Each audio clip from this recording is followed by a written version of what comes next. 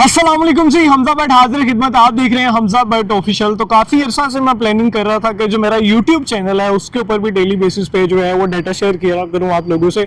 लेकिन जो है डेली हमारा रूटीन ही कुछ इस तरह की टफ होती है कि आप लोगों से व्लॉग शेयर नहीं कर पाते। लेकिन अब कोशिश किया करूंगा कि जितने भी मेरे सीनियर रिपोर्टर्स होते हैं फील्ड में मेरे साथ डेली बेस में लाहौर में पाकिस्तान में क्या चल रहा है उनकी अपडेट्स आप लोगों से शेयर करता रहूँ। चंद रोज कबल हमारा जो कैनाल है उसके करीब एफसी कॉलेज के करीब जो तीफी भट्ट के बहनोई हैं जुएब भट्ट साहब, उनका गाड़ी में मर्डर हो जाता है। मोटरसाइकिल पे कुछ लोग गुजरते हैं असले के साथ और उनको गोलियां मार के चले जाते हैं। मौका पे उनकी डेथ होती है। बीवी शदीद जो है वो जख्मी हॉस्पिटल में जेर इलाज है और जो बेटी थी वो भी उस गाड़ी में थी लेकिन वो ठीक रही, सेव रही। हमजा जुएब साहब क्राइम रिपोर्टर मेरे साथ मौजूद हैं जो ये सारा केस हुआ है, जो सारा मामला हुआ है वो कुआ वेस्ट स्टोरी भी है।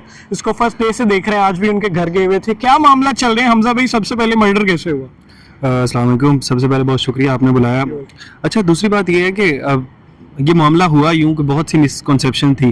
जैसे आपने अभी जिक्र किया कि उनकी बेटी महफूज रही, उनकी बेटी मौजूद नहीं थी गाड़ी के अंदर। पूरे मीडिया के जा रहा है कि बेटी भी पीछे बैठी थी। पूरी मीडिया के अंदर यही बात बताई जा रही थी कि मुख्तलिफ चैनल्स पे चला, मेन स्ट्रीम में चला, बेटी मौजूद नहीं थी। हुआ यूं था कि ये अपने जो पहले बता रहे थे अपने बच्चे थे, बच्चे नहीं थे, इनकी पोतियां थी, उनको लेने के लिए आ रहे थे। बीवी साथ थी कि नहीं? बीवी साथ थी, तो उनकी पोतियां थी जो कि उनको लेने के लिए स्कूल आ रहे थे। 1 से 1.5 का टाइम था। टाइम भी बहुत जगह पर गलत बता रहे हैं। तो 1 से 1.5 का टाइम था। वो वहाँ पर उनको लेने आ रहे थे। तो यहाँ पर शाहजमाल इंटरचेंज के करीब वहाँ पर आए हैं। 2 बाइक्स थी उनके पास, 4 लोग थे। उन्होंने फायरिंग की और बाद में 10 गोलियां चली। 10 गोलियों में से 5 लगी हैं जी जावेद भट्ट साहब को। 2 जो गोलियां वो उनकी बेगम को लगी हैं और 3 मिस हो गई हैं। टोटल 10 गोलियां वहाँ पे लगी हैं। तो अच्छा, जो जावेद भट्ट साहब फौरन उनकी डेथ हो गई और उसके बाद जो उनकी वाइफ थी उनको हॉस्पिटल ले गए। आप आज उनके घर भी गए हुए थे, तो आपको कैसा लगा वहाँ जाके? जो वहाँ पे लोग आए हुए थे, अजीजो कारिब आए हुए थे, क्या वहाँ पे कोई गैंगस्टर टाइप लोग थे? किस तरह का एनवायरनमेंट था? आपको क्या फील हुआ लोगों का? उनके बारे में क्या कहना? अच्छा, एक तो मैंने पहले कोशिश की कि मैं उनके घर वालों से बात कर लूं, लेकिन घर वालों से बात नहीं की जा सकती थी। उनकी वालदा घर में मौजूद थी, उनको 2 गोलियां लगी थी। एक तो निकाल दी गई फौरी तौर पर, एक गोली नहीं निकाली गई। एक उनके क्योंकि शोल्डर में लगी थी। अगर वहां से डॉक्टर्स का कहना ये था अगर शोल्डर से वो गोलियां निकालते हैं, वो जो गोली यहाँ से, तो उनकी मूवमेंट खत्म हो जाएगी जो उनके शोल्डर की है। अच्छा, फिर बाद में कुछ ताजर हजरात थे, उनसे बात हुई मेरी। वो उनके मुताबिक तो कोई गैंगस्टर नहीं थे, उनके पास कभी असलहा नहीं था, कभी भी नहीं था। क्योंकि अगर किसी के पास कोई बदमाश होता कम से कम उस वक्त तो असला हो, लेकिन उनकी गाड़ी से भी कोई असलहा बरामद नहीं हुआ।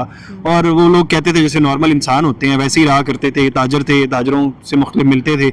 उनके दोस्तों से मेरी बात हुई, वो दोस्त कहते हैं कभी बहुत से दोस्त तो ये कहते हैं कि हमें पता भी नहीं था कि तीफी भट्ट किनके साथ रिश्तेदारी है। कहते हैं इन्होंने कभी जिक्र ही नहीं किया हमारे साथ। कभी होता है बंदा रोब डालता है, हमारी जुबान में कहते हैं एक्स डालता है जी, कभी एक्स ही डाल दिया, ऐसा कोई मामला नहीं था।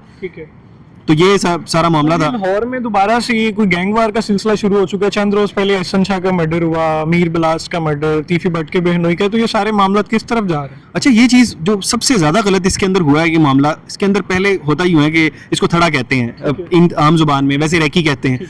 तो ये जो जब किसी का थड़ा होता है ना, ये रैकी होती है किसी की, तो वहां पर जाते हैं और अगर खातून साथ हो ना तो उसको शामिल नहीं किया जाता। थड़ा लेट कर दिया जाता है, रैकी लेट कर दी जाती है। 15 दिन बाद बात होगी, महीने बाद दोबारा करेंगे। जब दोबारा यानी रैकी होती है कि जब मर्द अकेला हो उसके ऊपर तब फायरिंग करें, या तो औरत को छोड़ दिया जाए।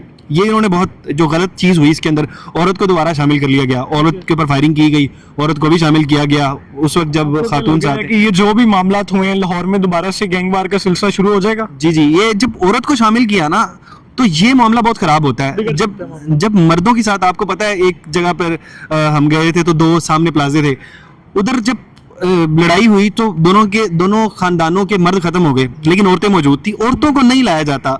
हमारे यहाँ पर कोई कानून होते हैं ना, कहते हैं जंग के भी कुछ कानून होते हैं, लेकिन इस बार औरत को लाया गया। जब औरत को दरमियान में लाया जाता तो बहुत खतरनाक हो जाती है दुश्मनियां। कानून फराहम करने वाले इदारे हैं, पुलिस है, कोई वजीर आला पंजाब है या पंजाब पुलिस, उनकी जानिब से कुछ मामला देखने को सामने आ रहा है। अच्छा, ये बात उनकी तरफ से कही गई कि पुलिस ने उस तरह से सपोर्ट नहीं किया जिस तरह से करना चाहिए। मुझे लगता है कि अगर इस मामले को खत्म करना है अगर आपको, तो पुलिस दरमियान में से दोनों फरीकों को उठाए, दोनों फरीकों को उठाकर बिठाए और उनके दरमियान में सुलह कराए, वरना कोई हल नहीं है।